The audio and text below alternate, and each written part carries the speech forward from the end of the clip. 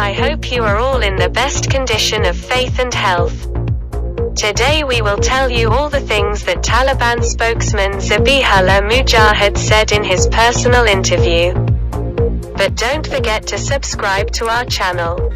Like and share it and leave comments. They thought I was a ghost. In an exclusive interview, Afghan Taliban spokesman Zabihullah Mujahid shares how he lived under U.S. forces' nose, published September 12, 2021, Kabul. The story of the war in Afghanistan has been by and large one-sided up till now.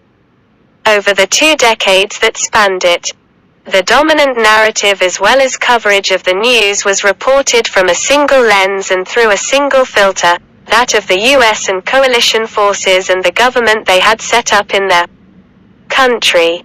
It is then no surprise that as Kabul fell to the Taliban, many experts, observers and pundits felt as if they had been blindsided. But with the fall of Kabul and as the US hastily withdrew from the war-torn country, glimpses have begun emerging from corners previously ignored, either willfully or unintentionally. For the first time, the rest of the world can see how the other side fought and survived the military might of the world's foremost superpower. In this regard, the Express Tribune has managed to secure an exclusive interview with the spokesman for the Afghan Taliban, Zabihullah Mujahid. In a candid conversation, he shared how his uncanny ability to evade scores of raids and operations during the course of the war in Afghanistan made him appear as a ghost-like figure. Under their nose, they, US and Afghan national forces, used to think I did not exist, said Zabihullah Mujahid.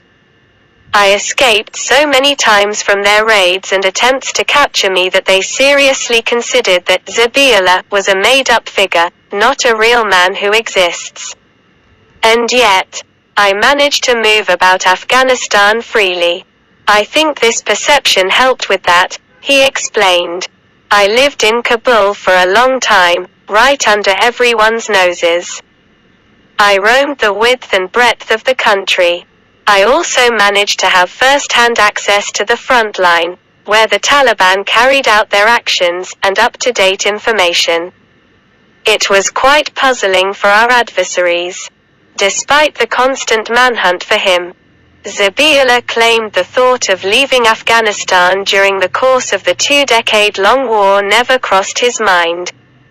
The United States forces would often pay off locals to obtain some information about my whereabouts. Using that information, like I said, they must have launched dozens of intelligence-based operations hoping to find some trace of me, he said. But I never left or tried to. Not even thought about trying to leave Afghanistan. He added that as the Taliban carried on, the people of the countryside in particular became more and more sympathetic to their cause. Before the Taliban speaking to the Express Tribune about his personal life, Zabihullah shared that he was born in the Gardez district of Paktia province. I was born sometime in 1978. I would not be able to give you an exact date since we used the lunar calendar back then. But that means I am 43 years old now, he said. According to him, he received his initial education at a local school. But soon after, I was enrolled into the local madrasa. A life of religious education saw Zabihullah travel between Jalalabad, Khost and other cities of Afghanistan, and even Pakistan. We used to travel to various seminaries. I specialized in fiqh, Islamic jurisprudence, from the Haqqani Seminary in Nowshera, Khyber Pakhtunkhwa, he said. During his stay at the Haqqani Seminary, Zabihullah shared that he published many research papers on fiqh. Taking up arms according to the Taliban spokesman. His part in the struggle against foreign troops in Afghanistan began when he was still a teenager. I joined the struggle against occupation forces when I was just 16 years of age, he said. In the initial stages, I took part in fighting in various locations of the country. I was also imprisoned for 6 months in the Massoud era, he shared. Asked how he was chosen to be the voice and later face of the Taliban, Zabihullah said he began with his work for the group's publication. This part of my journey started when I became a writer for the Dari portion of the Taliban's Sarik magazine, he said. I also served as the anchor of the radio station in Paktika while I was enrolled in the madrasa there. I would deliver the news on the radio in both Pashto and Dari languages up until 1999. Zabihullah said that his formal appointment as the spokesman of the Taliban came following the arrest of his predecessor. When then spokesman of the Tariq, Dr. Hanif, was arrested, the Shura reached out to me. They knew of my skills in writing and communication based on my earlier work for our magazine and radio. So they thought I had the aptitude.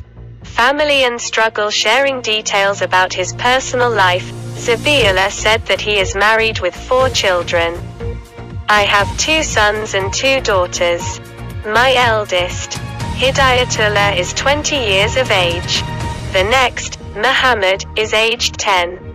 My daughters are very young, 5 and 3 respectively, he said. According to him, he was engaged in 1999.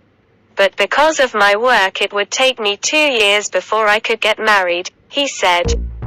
Asked if his work ever came in the way of family life, or whether his wife or children expressed frustration with the Taliban, he said, my wife holds the Tariq very close to her heart.